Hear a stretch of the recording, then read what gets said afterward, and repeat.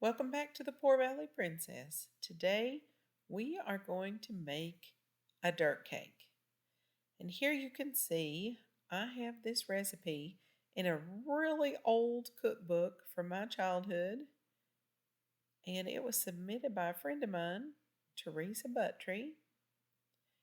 And we're going to start out with one package of Oreo cookies, one block of cream cheese softened, and a carton of Cool Whip.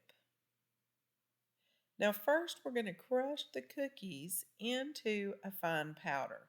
I am using the Ninja blender, and you can see how quickly the Ninja just tears into those cookies. So if you are looking for something to help you get things blended or chopped, I definitely recommend the Ninja. This thing is a powerhouse. So once you have the whole package of cookies chopped up really fine, you're going to save, maybe 2 tablespoons out to use as garnish on the top. Then take the rest of the cookies, pour it in the bottom of a 9 by 13 pan, and push that down. That's going to make your crust for the bottom. If it seems a little dry, that's okay. If it really will not come together at all, you can add in a tablespoon of water or a tablespoon of butter to make it meld better into the bottom of your pan. It should be okay. Now set that aside. You're going to need either one large box of instant vanilla pudding or 2 of the smaller boxes. Go ahead and mix that up according to the directions and set it aside. Then blend your cream cheese with your box of Cool Whip and take your pudding mixture and fold that in to the Cool Whip mixture. Once you've done that, you have the filling for your dirt cake.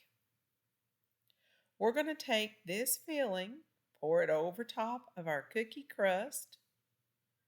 Doesn't that look good?